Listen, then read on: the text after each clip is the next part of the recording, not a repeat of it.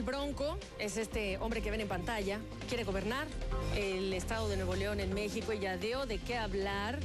Además, a nivel internacional, es un candidato sin partido. Las candidaturas independientes, señal de nuevos tiempos.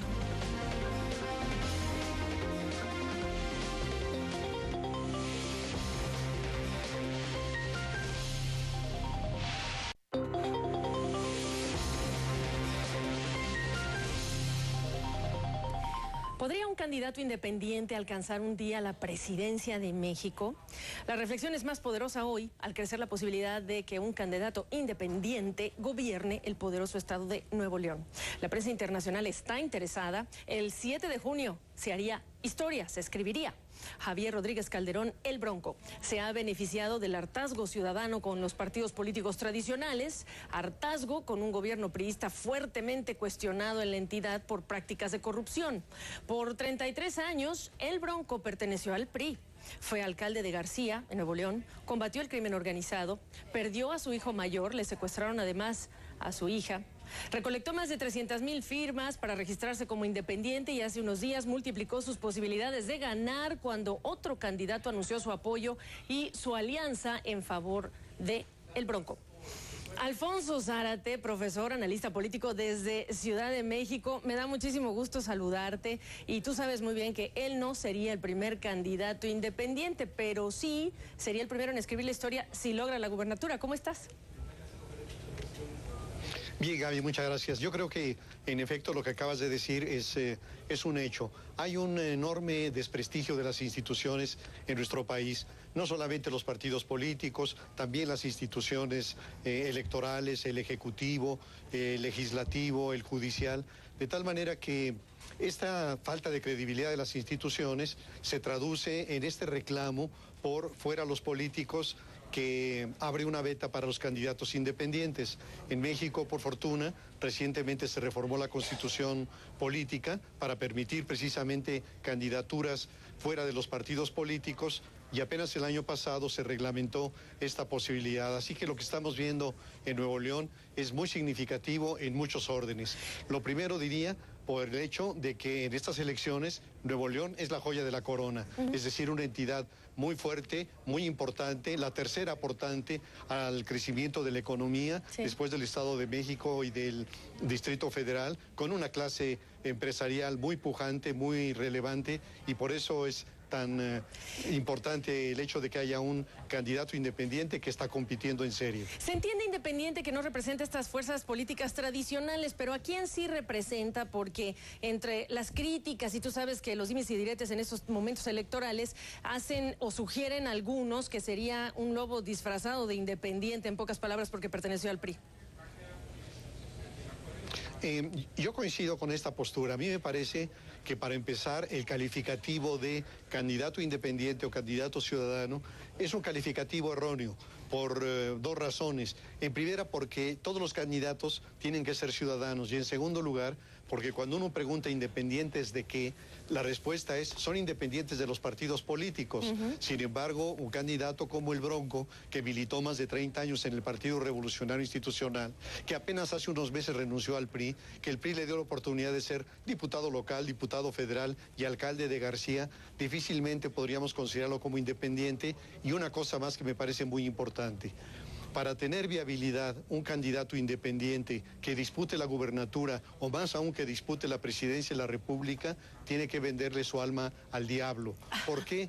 Porque las campañas reclaman tal cantidad de recursos que solamente construyendo arreglos con los poderes fácticos y obteniendo grandes financiamientos tienen viabilidad.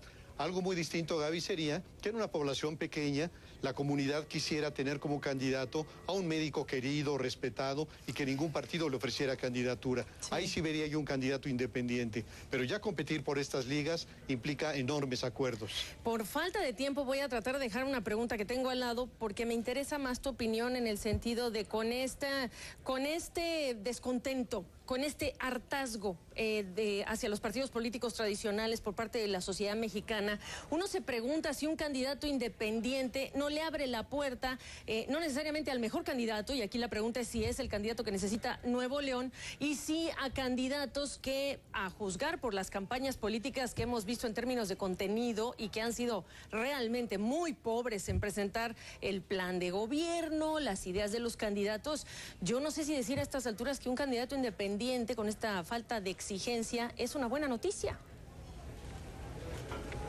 Es cierto, Gaby. Yo creo que un candidato independiente, y particularmente este candidato independiente, es portador de muchos riesgos muy importantes. Los primeros tendrían que ver exactamente con su perfil, con sus características. A mí el personaje me recuerda mucho a Vicente Fox, al Vato con Botas, un personaje antisolemne, dicharachero, chabacano, que generó la enorme decepción con la alternancia. Yo creo que el hecho de que el PRI haya regresado se debe en buena medida a un gobierno como el de Fox, que generó enormes decepciones. Así que estamos frente a un hombre efectivamente soez, vulgar, efectivamente echado para adelante, pero la otra cosa es cómo, si ganara un independiente, gobernaría el estado de Nuevo León tan importante. Claro. Cómo si no tiene una fracción parlamentaria en el Congreso. Cómo si no tiene los acuerdos políticos indispensables. Así que, en efecto, el hecho de que ganara la elección, que todavía está por verse, significaría una enorme interrogante sobre su capacidad de gobernar. Es cierto, la gente está harta de los partidos y particularmente el grupo empresarial de Nuevo León, muy molesto porque el PRI postuló como su candidata a la gubernatura a una chica cuya trayectoria política es muy breve y, entre otras cosas, comprende el haber sido animadora de un programa de televisión en Monterrey. Pero creo que puede salir más costoso la receta que lo que tenemos hoy en el sistema de partidos. Entonces, para pensar que la pregunta que yo hice, ¿puede un presidente de México llegar a partir de una candidatura independiente? Déjame cerrar con esta pregunta. ¿Qué lecciones nos deja una candidatura como la de El Bronco, mirando no a las elecciones del 7 de junio, sino más adelante? Porque de lo que no se debería tratar entonces es de que sea de un concurso de impopularidad, popularidad, y que esa sea la medida para saber quién va a tener el poder en sus manos finalmente. Exactamente, yo creo que hemos visto ya en América Latina algunos fenómenos de personajes carismáticos, populistas, antiinstitucionales, el caso a lo mejor de Fujimori o el caso de Chávez, y este tipo de personajes pueden apelar muy bien a la grande masa, sobre todo en circunstancias de empobrecimiento, de que la economía no arranque, de que no se resuelvan los problemas de seguridad.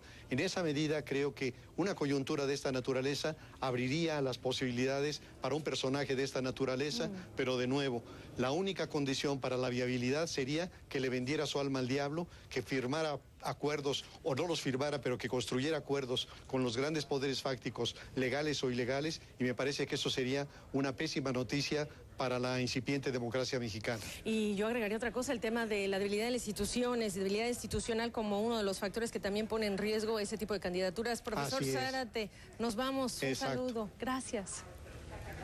Qué gusto, Gaby. Igualmente. Hasta luego. Hasta luego.